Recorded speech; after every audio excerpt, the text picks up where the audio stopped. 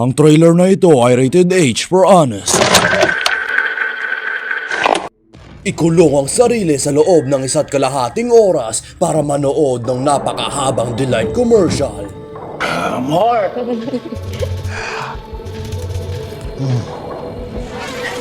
Na may sound effects na isiniksik para lang matawag itong horror.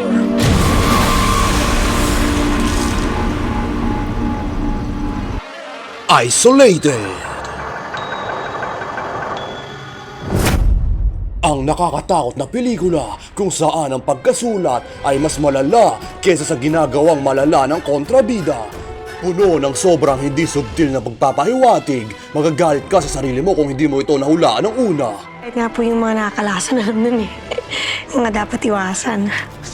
I took care of them, but I keep them frozen in time.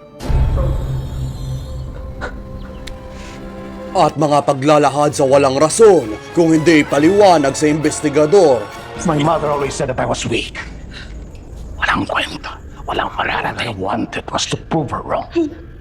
I read something about owls. I learned that they pretend to look like an owl. I slash her nest with a broken glass. Para lang patayin yung nag-iisang nakikinig sa kanya. At mga multo na sobrang gasgas na mas gugustuhin iparang ang bisita kaysa balaan ito sa tunay na halimaw kung saan atakin ito ang bida sa bangungot.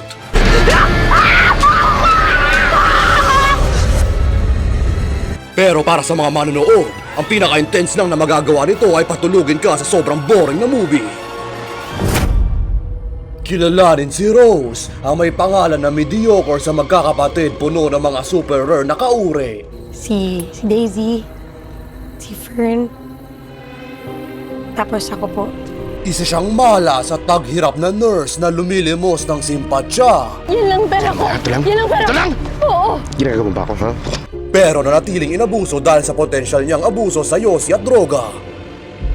Nasa puntong mas gugustuhin mo na umalis siya sa pinasukan niyang resort na alagaan ng pasyente para lang pumunta sa rehab. Gusto ko lang kasi matapos na agad yung movie na ito, man. Sino pa bang tanga ang pipiliin na magtagal pa sa minumultong lugar para lang sa pera? I'm not going to live in a house of evil just to save a few dollars. We're not talking about a few dollars. We're talking about a few $1,000. Ang pangalawang bayanin nating nangangalang Jose Rizal ay nahulaan nyo na kontrabida.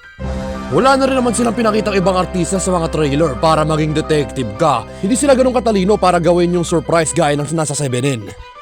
Siya'y gaganap bilang serial killer na tinawid ang linya sa Ted Bundy na naglilinlang ng mga babae sa mapagkunwari niyang kapansanan at nagmamay-ari ng isolated resort kagaya ni Jeffrey Epstein.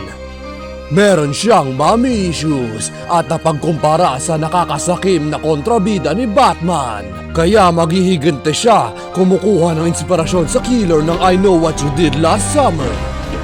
At tinapos ang paasang hindi mangyayaring part 2 na mala I Still Know What You Did Last Summer.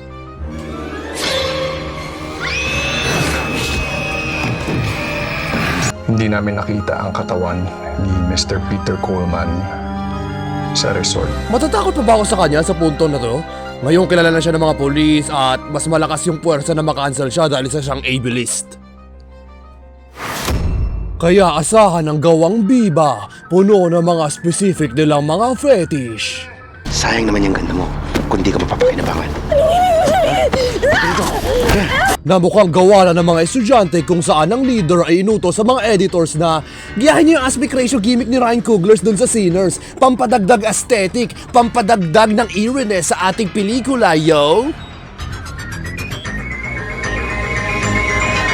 Kahit karamihan ng cinematography ay pinapangit gamit ang hindi natural na gray filter na halatang pinatong lang.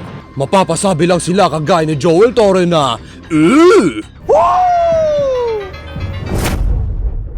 Starring ang one and only na sinundan nating girl, as in, the boy dead na matawag na final girl. Si Joel Torre ay isang mabuting tao at buwiset ang hindi gumaamong puso ay hindi kayang makita na siya bilang halimaw. Ogie Alcacid, Wilbert Loss, walang putsegundo lang ni Aguila. And kung mamamatay lang sana ako sa isang Filipino horror bilang investigador, nakaka-migrated na pelikula.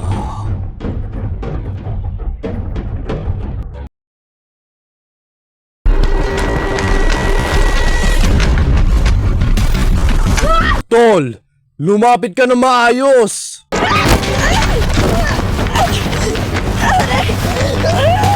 Tol, sabihan mo siya ng maayos.